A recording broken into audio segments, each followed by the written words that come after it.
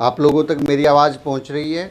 आज हम लोग जो है आरसीएम पाठशाला के 20वें दिन में प्रवेश कर चुके हैं। आज हमारा एपिसोड बहुत आगे बढ़ चुका है और हम लोग काफ़ी सारी चीज़ें जान चुके हैं।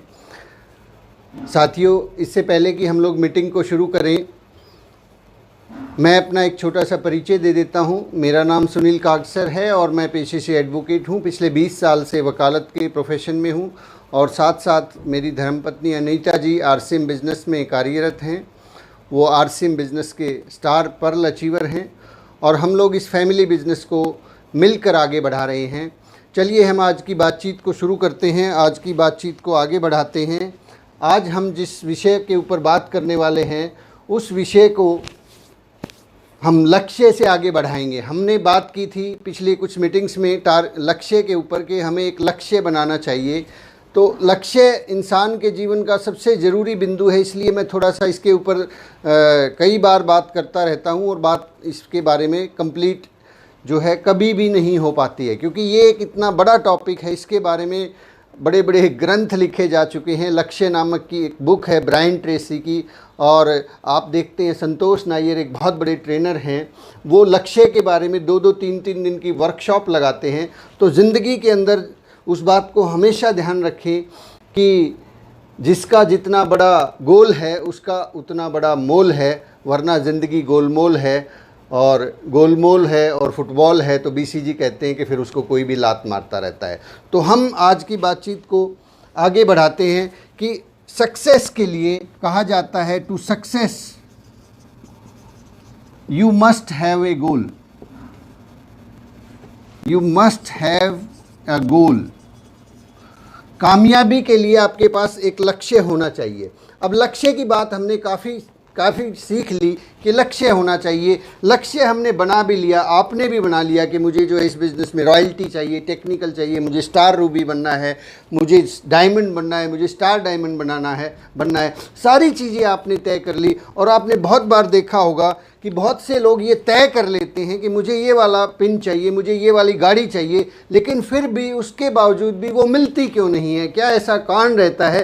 क्या ऐसी प्रॉब्लम आती है? क्योंकि अब आप थोड़ा मैच्योर हो चुके हैं, अब आपको ये मालूम होना चाहिए कि यहाँ प्रॉब्लम क्या है, क्यों नहीं मिलती है।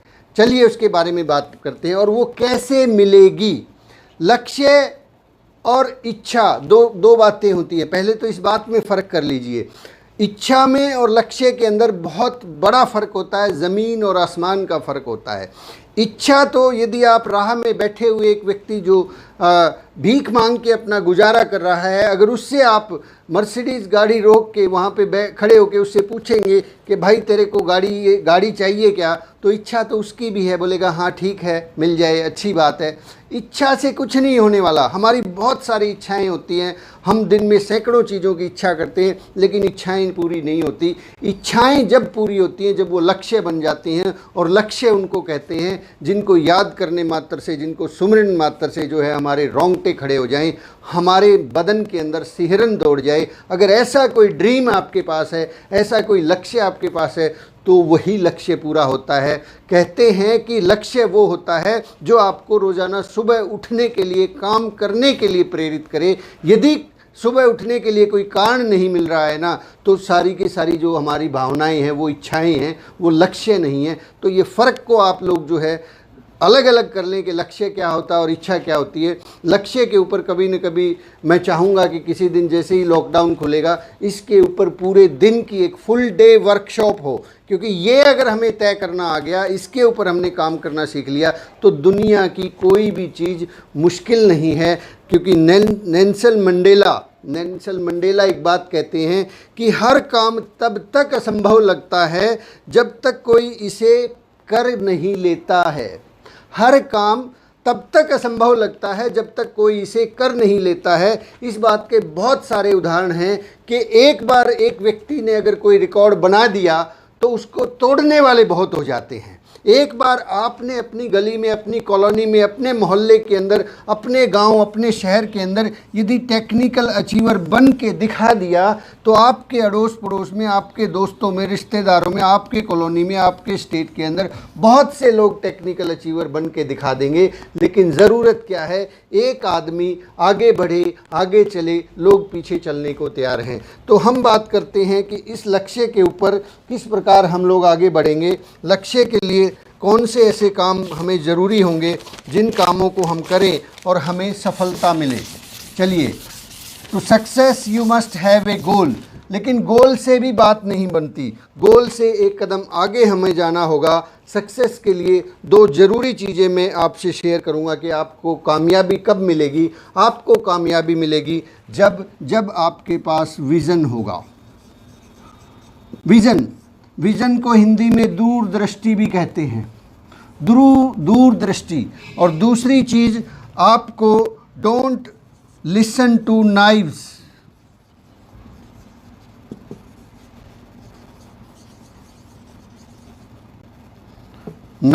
दीव्स भी बोलते हैं इसको।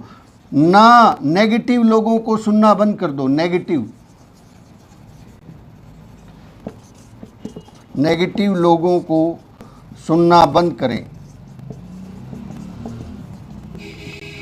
दो बातों के ऊपर आज हम लोग चर्चा करेंगे। पहली चीज, you must have a vision. अब ये विज़न होता क्या है? विज़न हमने बहुत बार सुना है, विज़न के बारे में बहुत सी किताबों में भी आपने पढ़ा होगा कि आपके पास विज़न होना चाहिए। ये विज़न कौन सी चिड़िया का नाम है? पहली बार जब मुझे ये शब्द सुनाई दिया था, मुझे थोड़ा बहुत इसका अंदाज़ा था कि विज़न भी कुछ चीज़ होती है। लेकिन पहली बार हमारी ग्रेट अपलाइन श्रवण सैनी जी एक मीटिंग ले रहे थे और उसमें उन्होंने अचानक से ये विज़न की चर्चा की कि क्या आपके पास विज़न है? मैंने कहा ये कौन सी चिड़िया का नाम है विज़न, ये क्या होता है विज़न? विज़न के बारे में उन्होंने पूछा कि विज़न को हिंदी में क्या कहते हैं, तो हमें हिंदी में उसका अनुवाद ही नहीं पता था। विज़न कभी हम कहते दृष्टि जी, विज़न को दृष्टि भी कहते हैं, देखने, आंखें। Vision, you have a vision, आपको दिखाई देता है कि क्या आपका विज़न ठीक है, ऐसा बोलते हैं ना।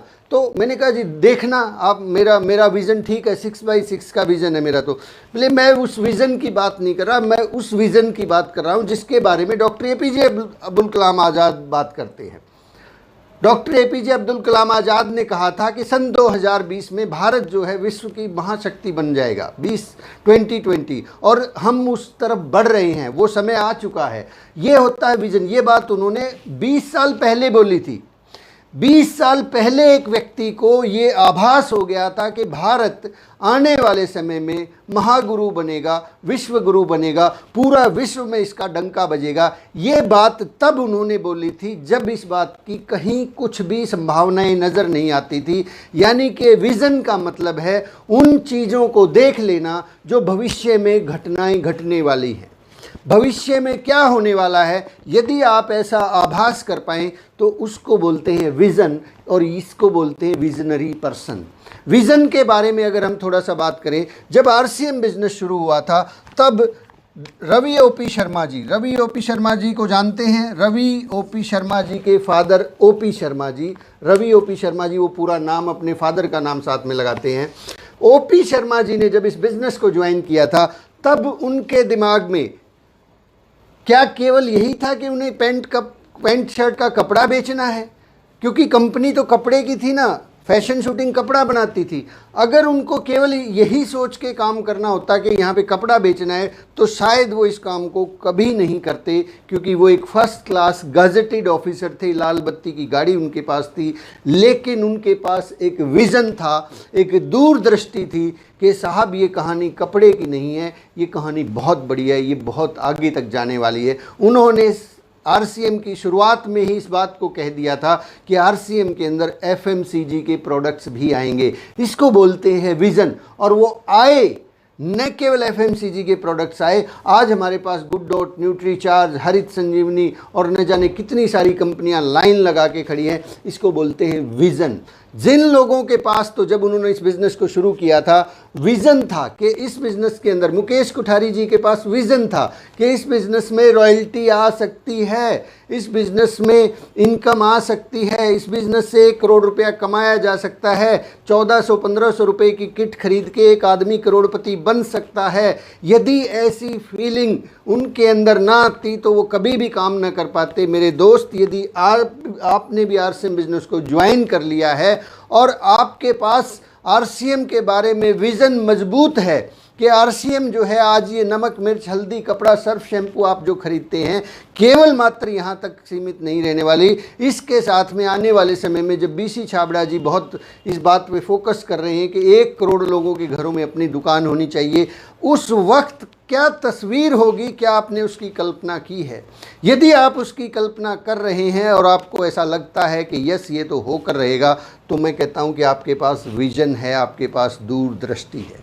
क्योंकि देखिए, जब आप आरसीएम में काम करते हैं ना, तो यहाँ पहली जो प्रॉब्लम होती है वो ये होती है कि यहाँ इन्वेस्टमेंट नहीं होता है, ये ज़ीरो इन्वेस्टमेंट से चलता है। और इसलिए एक आदमी को भरोसा ही नहीं होता कि इस बिज़नेस के अंदर भी जो है 10 लाख 20 लाख 50 लाख रुपए कमाए जा सकते हैं या लाखों रुपए महीना कमाया जा सकता है।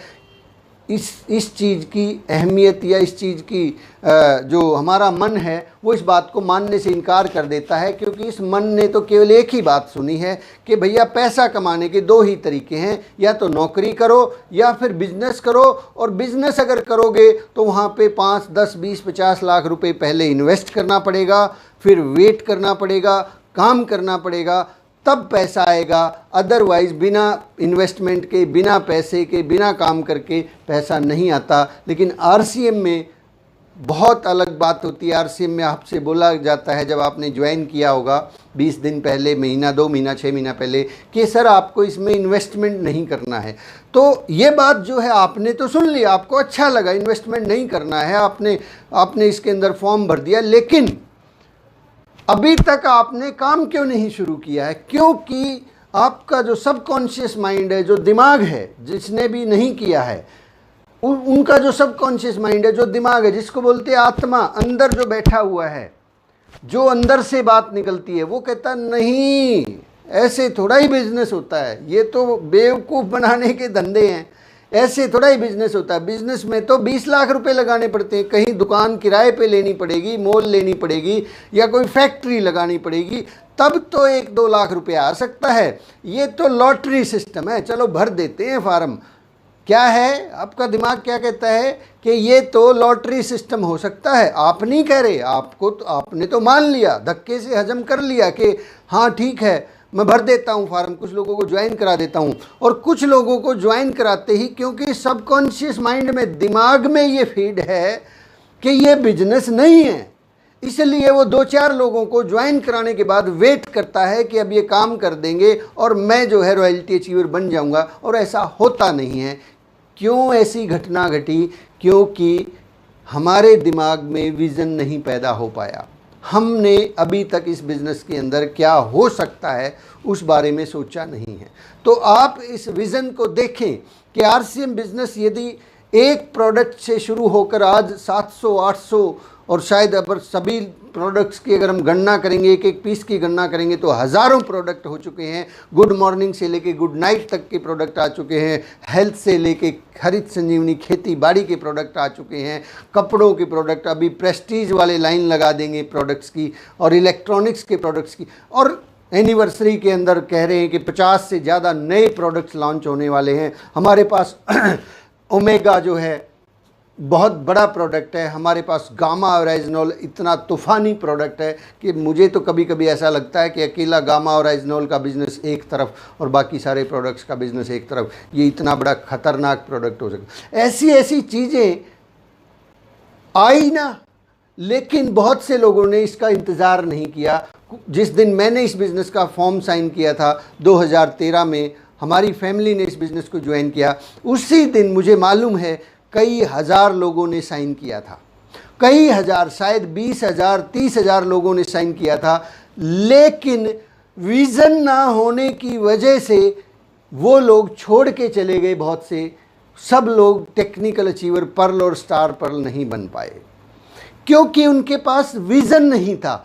तो आज आप इस विज़न को देखें कि आज आपने जो ज्वाइन किया है, ये घटना बहुत बड़ी घटना है। आने वाले समय में वो टाइम भी होगा जब आपके पास होम डिलीवरी सुविधा उपलब्ध होगी, जब आप फ़ोन के ऊपर बैठे बैठे जो है ऑर्डर कर रहे होंगे और वहाँ से जो है ये आपका प्रोडक्ट जो है अगले आधे घंटे के अंदर आपके यहाँ पे डिलीवर होगा। जैसे कि पिज़्ज़ा आता है, एक ड्रोन आएगा और ड्रोन जो है आके आपके घर पे होम डिलीवरी देगा। आपको अपने दोस्त के यहाँ पे कोई प्रोडक्ट पहुँचाना है, उसका हेल्थ कार्ड ख़त्म हो गया है, आप यहाँ से ऑर्डर करेंगे, उसके घर पे हेल्थ कार्ड पहुँच चुका होगा। आपने किसी व्यक्ति को 100 किलोमीटर दूर ज्वाइन करवा दिया है, उस आदमी को कोई प्रोडक्ट चाहिए जो अभी अभी लॉन्च हुआ है, कोई मोबाइल फ़ोन उसको ख़रीदना है, आप यहाँ से उसको लिंक भेजेंगे, वो वहाँ से ख़रीदेगा, आपके घर में पैसा आएगा।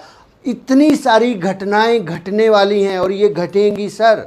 मैं बहुत बार बोलता हूँ, RCM को कभी भी किसी नेटवर्क मार्केटिंग की कंपनी से तुलना ना करें। ये नेटवर्क मार्केटिंग कंपनी तो इसके लिए RCM के लिए एक माध्यम है, एक टूल है।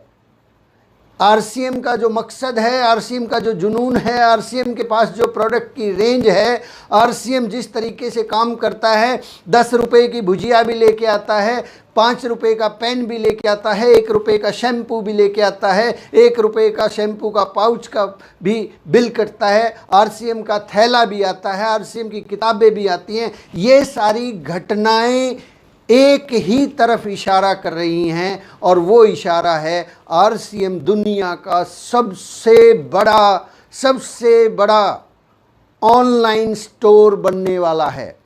ये RCM की जो चाल मैं देख रहा हूँ, मुझे कई बार जो है ना अंदर से बहुत रोमांचित हो जाता हूँ। मुझे ऐसा फील होता है कि न जाने कितनी बड़ी पावर मेरे हाथ में लग चुकी है, न जाने कितनी बड़ी ताकत मेरे हाथ में लग चुकी है कि अभी जिस 2, 4, 5, 10, 20, 50 हज़ार की इनकम की हम बात कर रहे हैं ना, ये 50 हज़ार की इनकम लेने वाले तो RCM बिजनेस में कई लाख लोग होंगे। रॉयल्टी और टेक्निकल अचीवर्स को तो स्टेज पे चढ़ने की जगह नहीं मिलेगी, क्योंकि स्टेज के ऊपर तो डायमंड्स इतने होंगे, 100, 200, 500 नहीं, हज़ारों हज़ार डायमंड्स होंगे उस स्टेज के ऊपर। उस दिन की कल्पना कीजिए, उस दिन के अंदर अगर आपका विज़न है, आपकी भागीदारी है, और वो दिन होके रहेगा, क्योंकि RCM बिजनेस कोई छोटी मोटी चीज़ नहीं है। अभी हाल फिलहाल की बात करें, लगभग 13,000 करोड़ रुपए के टर्नओवर से 13,000 करोड़ रुपए की इन्वेस्टमेंट के साथ, ये इसका नेट वर्थ है, ये कंपनी ग्रो कर रही है और बहुत तेज़ी से ग्रो कर रही है। 150 RCM वर्ल्ड, कुछ लोगों को पता है, बहुत लोगों को ने सुना है, लेकिन सुनने के बाद भी RCM वर्ल्ड क्या होता है इसके बारे में अगर आपने गहराई से नहीं सोचा है तो सोच लीजिए। RCM वर्ल्ड भीलवाड़ा में जाके देखिए, क्या है सर, RCM वर्ल्ड है। और कोठारी जी ने क्या बोल दिया कि 150 शहरों में RCM वर्ल्ड खुलेंगे।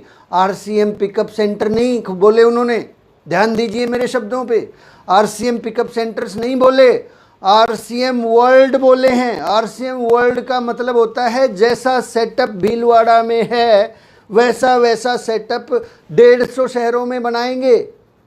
150 शहरों के अंदर 5-5, 10-10, 20-20, 50-50 करोड़ की इन्वेस्टमेंट से यदि RCM वर्ल्ड बनेंगे, आप सोचिए क्या नहीं होगा उस कंपनी के पास, कौन सा प्रोडक्ट नहीं होगा। आप जो मांगेंगे वो आपको मिलेगा, और फिर आपका बिजनेस वॉल्यूम 2, 4, 5 हज़ार नहीं होगा, वो 50 हज़ार होगा। शादी करनी है बच्चों की तो सारा सामान वहाँ मिल जाएगा। इतने बड़े बड़े बिजनेस वॉल्यूम, वो दिन भी आएगा कि एक बंदा आज सुबह ज्वाइन करेगा और कल शाम को उसका रॉयल्टी का सेलिब्रेशन हो रहा होगा कि साहब कल 48 घंटे पहले, मैं आपको उस आदमी से मिलवाता हूँ जिसने 48 घंटे पहले ज्वाइन किया था और अब जो है वो रॉयल्टी अचीवर है। और फिर अगले 2 दिन बाद सूचना मिलेगी कि सर वो रॉयल्टी अचीवर जो था उसने तो टेक्निकल भी क्वालिफाई कर लिया। ऐसी घटनाएं होने वाली हैं। तो क्या आपके पास ऐसा विज़न है? क्या आपको लगता है, मुझे बहुत पहले से लगता था कि RCM में वो दिन भी आएगा जिस दिन स्कूल में बच्चे जाएंगे, फ़ीस जमा करवाएंगे, फ़ीस पे भी बिज़नेस वॉल्यूम मिलेगा। मैं ये बातें करता था शेयर, लेकिन लोग हंसते थे कि यार सुनील का अक्सर बावड़ा हो गया है, ये तो ऐसी बातें करता है, ऐसे थोड़ा ही होने वाला है। लेकिन हुआ कि नहीं हुआ?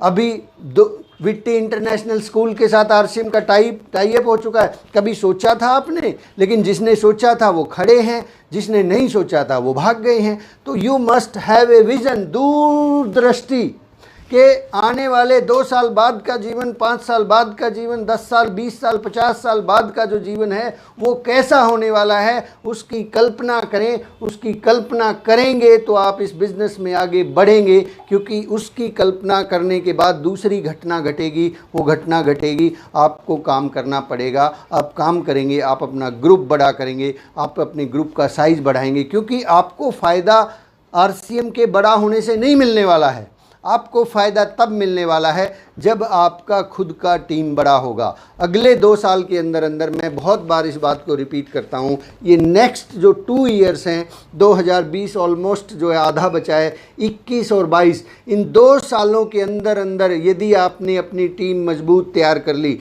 आपके पास 50-100 ऐसे लीडर हैं जो आपकी तरह काम करते, जिनके पास विज़न है, तो मेरी बात को ज़रा गौर से नोट करना, 2025 में आप डायमंड जाएंगे। 2025 में आप डायमंड जा सकते हैं यदि आपने अगले 2 साल तक दिल लगाकर पूरी मेहनत करके अपने बिज़नेस को बिल्ड कर लिया, खड़ा कर लिया। तो पहली शुरुआत इस एनिवर्सरी से करें। इस एनिवर्सरी में एक जोर का धमाका करें। अपनी टीम के अंदर रॉयल्टी अचीवर्स की लाइन लगा दें। अपनी टीम के अंदर जो बिगिनर से लेकर वाइटल जितने भी अचीवर्स हैं उनकी लाइन लगा दें। अपनी टीम के अंदर न्यूट्री चार्ज के जो 1-1 हज़ार की जो छोटे छोटे से टारगेट्स दिए हैं, क्योंकि न्यूट्री चार्ज का ये टारगेट हर घर में इस्तेमाल होने वाले प्रोडक्ट को लेकर है, उन लोगों की लाइन लगा दें। तो आप देखेंगे कि 3 महीने का जो ये वर्किंग है आपके पिछले 3 साल की वर्किंग के ऊपर भारी पड़ने वाला है। तो माय डियर फ्रेंड्स, मेरी शुभकामनाएं आपके साथ हैं। चलिए आगे हम बात करते हैं। आप इस बिज़नेस में विज़न है तो आप इस बिज़नेस में टिके रहेंगे, आपको कोई दुनिया की ताकत नहीं हिला सकती। दूसरी चीज़ आपको ध्यान रखनी है, जब आप इस बिज़नेस में काम करेंगे तो आपके पास ना सुनने की कैपेसिटी होनी चाहिए। Don't listen to negative peoples. जब भी कोई आदमी ये कहे कि ऐसा नहीं हो सकता, ये इम्पॉसिबल है, तो आपको इम्पॉसिबल की बजाय ये सुनना चाहिए पॉसिबल है।